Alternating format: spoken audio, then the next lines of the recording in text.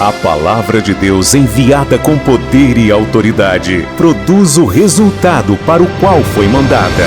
Acompanhe agora uma mensagem dos Encontros de Paz e Vida, ministrada pelo pastor Fernando Helves. Um oferecimento dos pregadores do telhado. Então, por favor, João capítulo 12. Todo mundo vestido com roupa de frio, todo mundo muito mais elegante, todo mundo muito mais bonito, né? Tá vendo como o frio é melhor do que o calor? Olha que coisa linda. Todo mundo vestido de forma elegante, bonito. Não que no calor também nós não nos vestimos bem, né? Mas no frio não tem comparação. Se você que está acompanhando pela internet, se você pudesse ver como o povo gaúcho está bonito hoje aqui na sede da Paz e Vida. Hein? Quem encontrou, diga glória a Deus. João 12, versículo de número 24. Todos encontraram? Você que assiste pelo YouTube, o versículo estará à disposição no vídeo. Está escrito assim: na verdade vos digo, que se o grão de trigo caindo na terra não morrer, fica ele só. Mas se morrer, dá muito fruto. Amém, igreja? Eu vou ler de novo, porque eu quero que você entenda bem esse texto, esse versículo. Porque a princípio parece um tanto controverso. Repare bem na leitura, porque são palavras de Jesus e palavras profundas, fortíssimas. Está escrito: na verdade vos digo, que se o grão de trigo caindo na terra não morrer, fica ele só. Mas se morrer, dá muito fruto. Quando Jesus afirma que o grão de trigo, ou seja, a semente do trigo, tem que morrer ao cair na terra para dar fruto, realmente parece um tanto controverso, pois como pode uma semente morta produzir, dar frutos? Analisando de uma maneira técnica, isso se torna impossível, porque a semente para dar vida, para produzir, ela tem que ter vida, ela tem que estar viva, ou seja, ela não pode morrer. Então, a princípio parece um pouco estranho. Mas nós sabemos que a palavra de Deus aos ouvidos de muitas pessoas, e principalmente aos ouvidos daqueles que não são espirituais, ela realmente soa de uma forma estranha. O próprio apóstolo Paulo vai nos ensinar que as pessoas não entendem a palavra de Deus porque elas são carnais, elas são naturais. Mas quando a gente dá lugar ao Espírito Santo, e somos pessoas espirituais e buscamos a revelação da palavra, o Espírito Santo nos dá. Eu tenho certeza que você vai sair daqui hoje com esse entendimento que muitas coisas na tua vida têm que morrer para novas coisas nascerem. Amém? Muito daquilo que você faz, muito daquilo que você vive hoje, terá que morrer para coisas novas nascerem. Ou seja, você vai ter que lançar o grão de trigo na terra, ele vai ter que morrer, essa semente vai ter que morrer para novas nascerem. Até Deus lançou o grão de trigo na terra. Até Deus lançou uma semente na terra e essa semente morreu. Essa semente é quem? É o próprio Senhor Jesus Cristo. E ele morreu para quê? Para dar vida eterna, para trazer vida para cada um de nós. E ainda que essa semente tenha caído na terra e morrido, ela deu frutos. Isso, frutos, muitos frutos. E olha que coisa maravilhosa. Todos nós aqui fazemos parte desses frutos. Nós somos frutos da semente que o Senhor lançou na terra e morreu, a semente chamada Jesus Cristo. Você crê nessa palavra? Você acredita que o Senhor vai falar conosco através dela? Então eu leio e você lê após mim, bom tom em alta voz. Vamos lá. Só quem está bonito, diga glória a Deus. Quem estiver feio pode ficar calado, mas quem estiver bonito, diga glória a Deus. Amém? Diga comigo, na verdade, eu creio que dá para melhorar. Na verdade, só quem vai para o céu. Vos digo que se o grão de trigo caindo na terra não morrer, fica ele só, mas se morrer, dá muito fruto.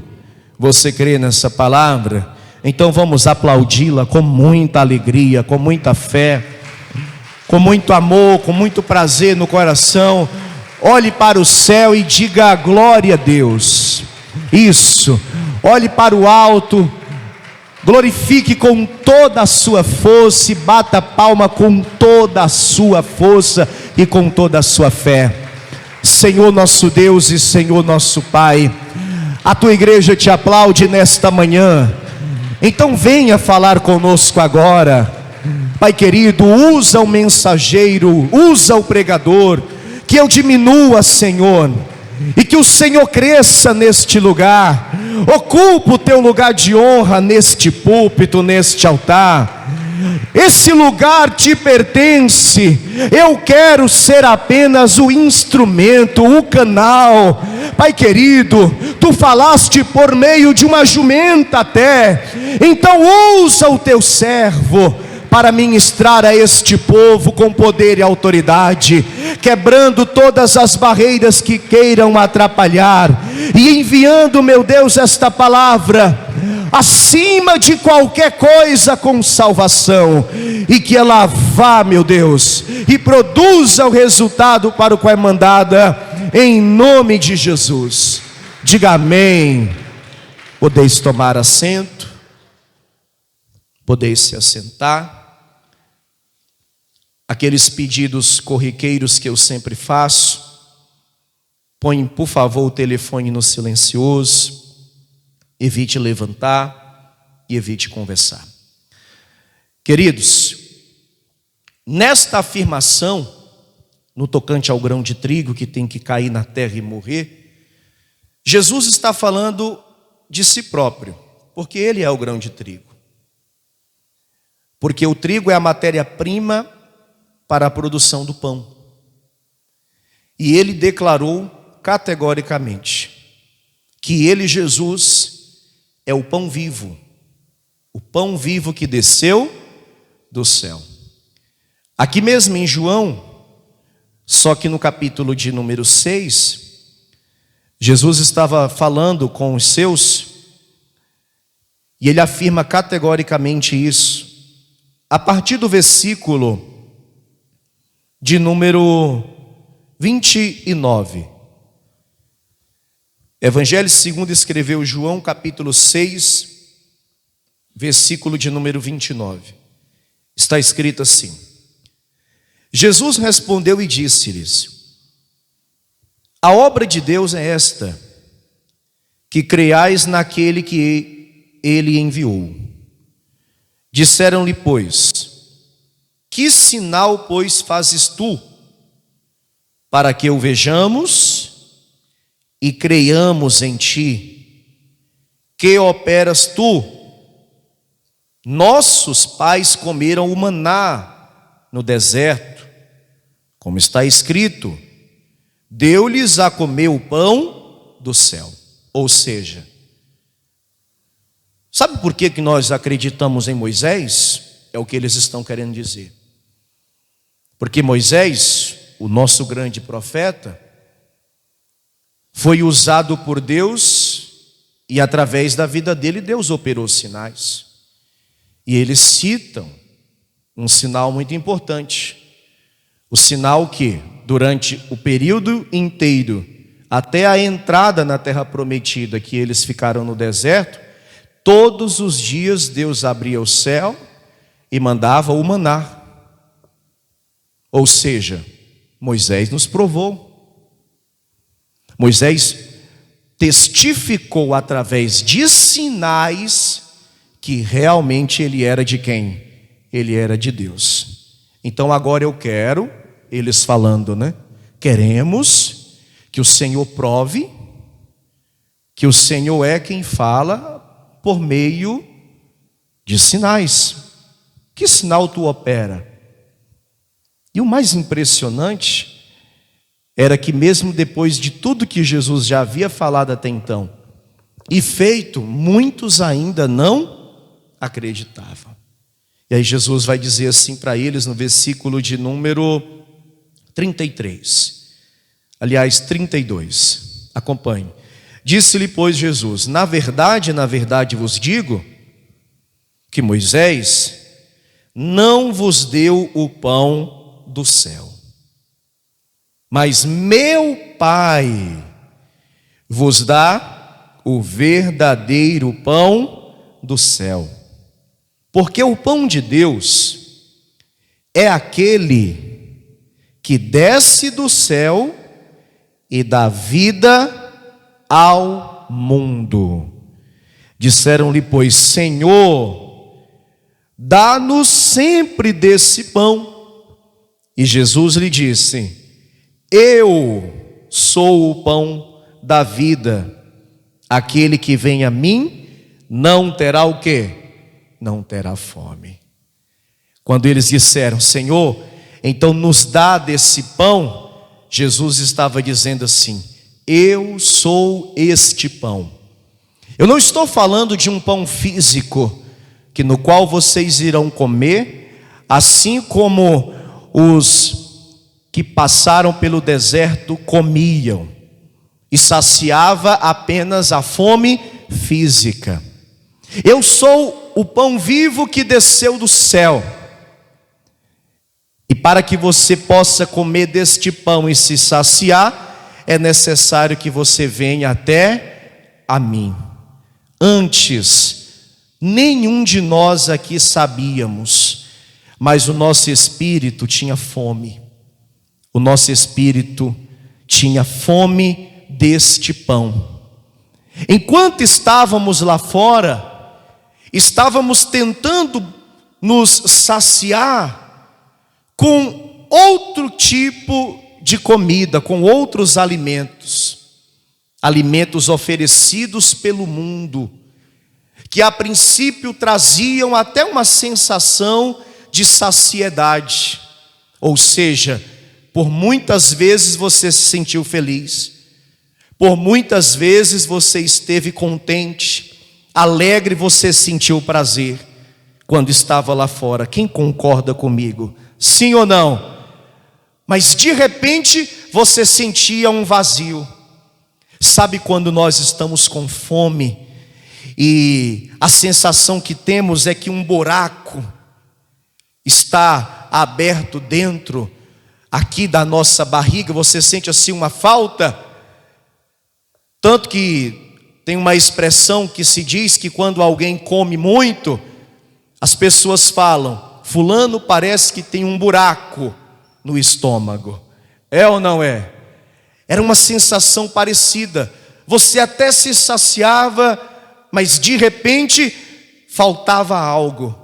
E graças a Deus você já descobriu o que faltava, e você veio até a Ele, e todos os dias Ele tem operado na sua vida, e hoje você não sente mais essa fome, porque Ele mesmo disse no versículo de número 35, acompanha: e Jesus lhes disse: eu sou o pão da vida, aquele que vem a mim não terá fome. Diga glória a Deus. Você pode sentir uma fome física como qualquer pessoa sente, mas fome de Deus você não sente mais, porque você tem comido deste pão vivo que tem saciado a tua fome. E todo aquele que estiver lá fora, todo aquele que estiver com fome de Deus, se vier buscá-lo, será saciado para louvor e glória de Deus Pai. Só você que está saciado, cheio de Deus, diga glória a Deus e exalte o nome do Senhor.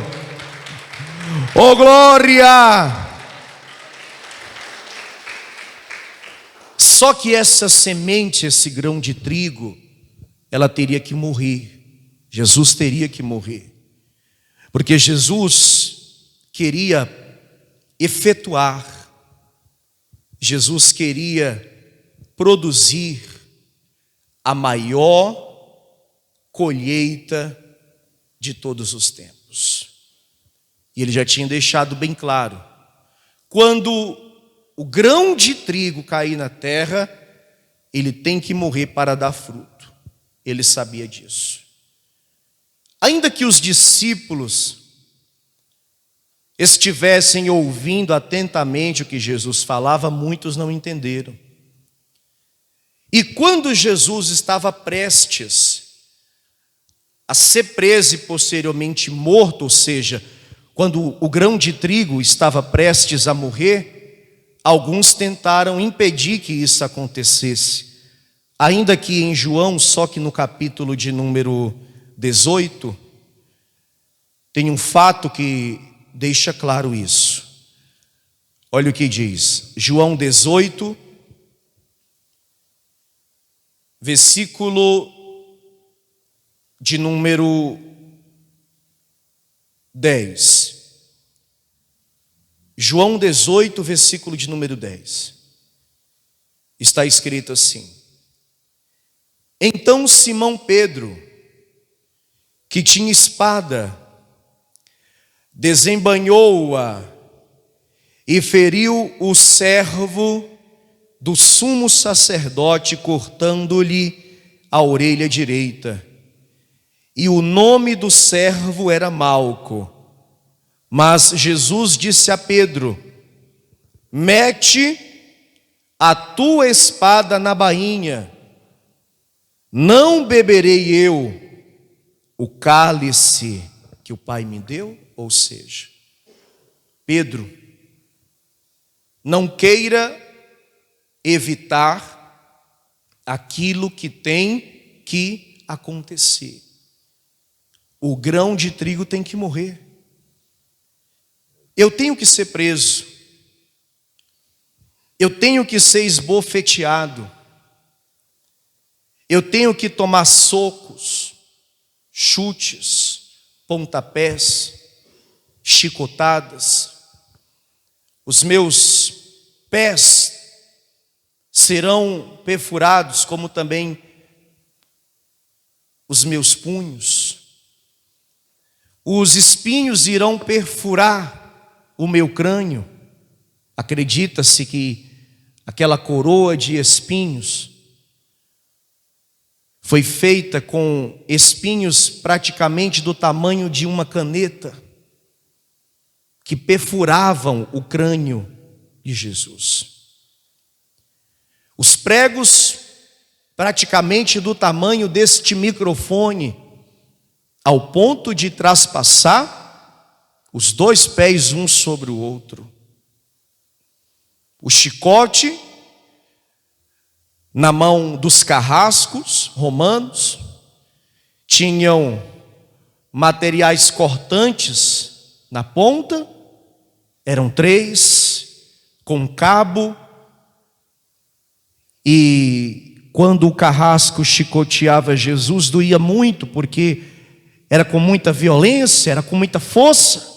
Mas o pior não era quando batia, o pior era quando puxava, porque arrancava a pele. Ou seja, o grão de trigo tem que morrer. E tudo isso que eu estou falando aqui, que quase sempre traz muitas pessoas às lágrimas, e eu também me emociono muito quando eu falo sobre esse assunto. Ele sabia que iria passar. E teve um momento que a sua natureza humana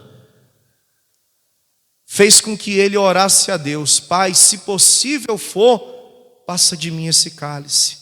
Momentos antes dele dizer isso aqui, momentos antes, quando ele diz para Pedro: Pedro, mete a espada na bainha, não beberei eu o cálice que o Pai me deu. Momentos antes ele havia perguntado se não era possível passar dele. Aqui em Lucas fala melhor sobre isso, Lucas 22. Olha o que vai dizer a palavra. Lucas 22, versículo de número 39. Olha o que diz aqui a Escritura. E saindo foi como costumava para o Monte das Oliveiras, e também os seus discípulos o seguiram. E quando chegou àquele lugar, disse-lhes: Orai para que não entreis em tentação. E apartou-se deles cerca de um tiro de pedra, e pondo-se de joelhos, orava, dizendo assim: Pai, se queres, passa de mim este cálice. Todavia não se faça a minha vontade, mas o que, pessoal? Mas a tua. É como se ele dissesse assim: Senhor, se possível for, que o grão de trigo não morra, mas que não seja feita a minha vontade, mas que seja feita a tua. Imediatamente Jesus foi consolado. Olha o versículo de número 43. E apareceu-lhe um anjo do céu que o confortava, mas ainda assim o peso, a responsabilidade era tão grande que olha o que acontece. E posto em agonia, orava mais intensamente, e o seu suor tornou-se em grandes gotas de sangue que corriam até o chão. Essa pressão é o peso do pecado de toda a humanidade que estava sobre os seus ombros. Era o peso do meu pecado. Era o peso do seu pecado. Era o peso dos nossos pecados. E Jesus de joelho, e enquanto mais o tempo passava e a hora se aproximava, ele sabia, Judas já estava vindo para entregá-lo, Judas já estava a caminho e o tempo estava chegando perto, e ele começou a orar tão intensamente que aconteceu esse fenômeno que a medicina chama de hematidrose. É quando o suor se mistura com o sangue, por conta dos vasos sanguíneos se romperem, a pressão no corpo é tão grande que os vasos se rompem, e aí acontece uma mistura de suor com sangue, e a sensação que se tem quando se vê é que a pessoa está literalmente suando sangue. Foi isso que aconteceu com Jesus. A pressão, o peso do pecado de toda a humanidade. Mas ainda assim, ele ficou quieto posteriormente, e como uma ovelha muda, foi levado para o matadouro. E lá naquela cruz, com os braços abertos, ele disse: Pai, a ti entrego o meu espírito. E naquele exato momento, o grão de trigo morreu. Para nos dar o quê? Para nos dar vida. Para nos dar vida abundante nessa terra, e na era vindoura, a vida eterna. Jesus morreu por nós. E nós estamos aqui hoje para fazer memória do seu sacrifício e para agradecê-lo, porque nós não merecemos nada do que ele passou, mas mesmo ele sabendo que iria morrer por pessoas que iriam zombar dele no futuro, que iriam xingar ele no futuro, que iriam abandoná-lo, que iriam desprezá-lo, que de alguma forma não queriam verdadeiramente nem ouvir falar do nome dele, assim ele morreu e deu a sua vida. Mas também ele sabia que quando o grão de trigo morresse, esse grão de trigo não iria morrer em vão. Muitos iriam sim crer nele, iriam sim acreditar nele, iriam largar o mundo, iriam mudar de vida, iriam servi-lo, entregar a vida a ele e esperá-lo ansiosamente. Eu estou nessa espera, eu estou aguardando este grande dia, pois está escrito, queridos, que um dia ele vai voltar. Em oculto ele estará nas nuvens, as trombetas irão soar, os mortos em Cristo irão ressuscitar, os vivos serão arrebatados, e lá no céu haverá uma grande colheita, porque o grão de trigo morreu para nos dar vida e vida eterna. Assim seja, oh glória, oh glória. Eu faço parte desta colheita. Diga glória a Deus. Eu aprendo também aqui, através dessa palavra, queridos, que para que eu possa colher muitas coisas na minha vida também tem que morrer. Por quê? Por exemplo, o que nós precisamos sepultar na nossa vida? O que nós precisamos matar? O ódio tem que morrer do teu coração. O rancor tem que morrer do teu coração, para que venha nascer o perdão. Eu não sei se há pessoas hoje aqui, inclusive pessoas que nos assistem, se ainda tem mágoa no coração de alguém, se ainda tem rancor, se ainda tem ódio. Você só vai conseguir perdoar se este rancor, se esta mágoa morrer. E ele deixou bem claro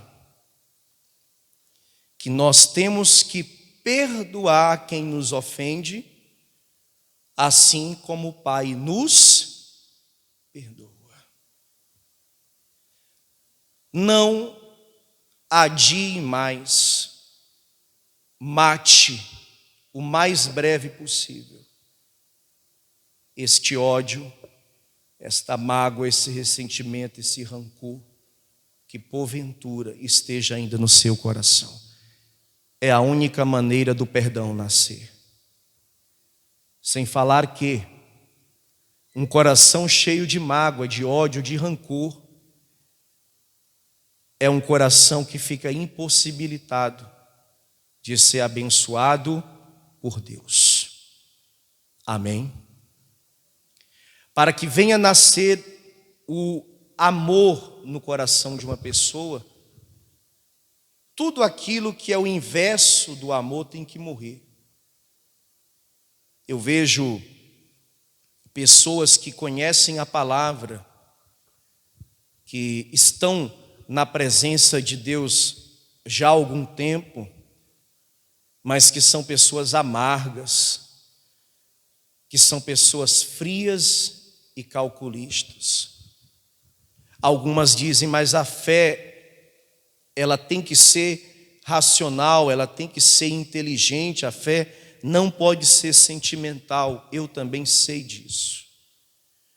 Mas não dá para ser cristão e ser uma pessoa fria, do coração de pedra, do coração duro, aonde você percebe que não há a expressão do amor na vida daquela pessoa.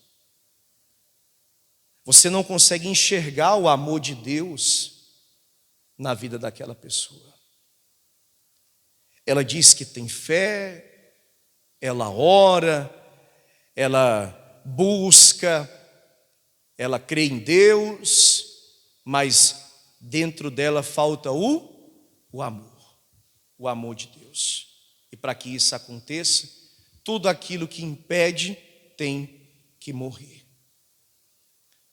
Para que haja compreensão, harmonia dentro de um lar, dentro de uma casa, os desentendimentos têm que morrer. As brigas têm que morrer, para que a harmonia venha nascer. Hoje, no domingo da família, nós nos reunimos aqui para orar pela família. E você percebe que eu oro com muita fé porque eu acredito que Deus ele abençoa as famílias. E Ele vai abençoar muito mais a tua casa ainda. Quem crê nisso, diga glória a Deus. Mas você tem que matar, sepultar ali na tua casa tudo aquilo que impede de haver harmonia, compreensão, afeto, carinho, amor entre aqueles que convivem com você, como também a sua parentela. E tem uma coisa que o cristão deve entender: a iniciativa sempre deve ser nossa. Nós não podemos esperar pelo outro, porque somos nós que conhecemos a Deus, somos nós que conhecemos a palavra, somos nós que temos o Espírito Santo. Amém, pessoal? Pastor, se a pessoa não me pedir perdão, nada feito. Não, você tem o Espírito Santo. É você que faz a diferença. Pastor, se a pessoa não mudar comigo, eu não vou mudar com ela. Não, é você que tem que promover a mudança, porque é você que conhece a palavra, é você que tem o Espírito Santo, é você que tem que dar o passo inicial para matar tudo aquilo que possa impedir de haver harmonia na sua casa. Quem está compreendendo, diga graças a Deus. Amém? Pastor, o que mais tem que morrer na minha vida? O desânimo. Tem que morrer também a procrastinação. A procrastinação é o ato de deixar tudo para depois. É quando eu sei que eu tenho algo para fazer, é necessário que eu faça, está diante dos meus olhos, mas eu não faço. Eu sempre fico adiando, eu deixo para amanhã. Eu digo amanhã porque amanhã é segunda-feira, e geralmente todo mundo começa as coisas na segunda-feira. Já parou para pensar? Não, segunda-feira eu começo. É ou não é? Não, segunda-feira eu faço. Mas daqui a pouco deixa para depois. Daqui a pouco deixa para o mês que vem. Daqui a pouco deixa para o final do ano. Quando chega no final do ano pensa, não, mas está no fim do ano, não adianta começar isso, não adianta fazer aquilo. Aí vira o ano, chega janeiro, com promessa de começar em janeiro, começo do ano, vida nova, algo novo. Agora eu faço. Ah, mas começo do ano tudo é muito difícil, férias, o dinheiro está sempre um tanto curto, e daqui a pouco tem um carnaval. Depois do carnaval eu faço. Depois do carnaval eu inicio esse projeto, esse propósito, eu vou colocar em prática. Ah, mas logo aí na frente tem a Semana Santa, né? Então eu vou esperar mais um pouco, eu vou deixar passar a Semana Santa. Quando passar a Semana Santa eu inicio. Quando passar a Semana Santa eu coloco em prática.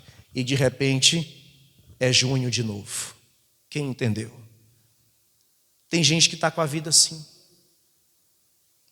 procrastinando. E essa procrastinação, ela tem que morrer. Essa procrastinação, ela tem que acabar, para que você comece a realizar grandes feitos na sua vida.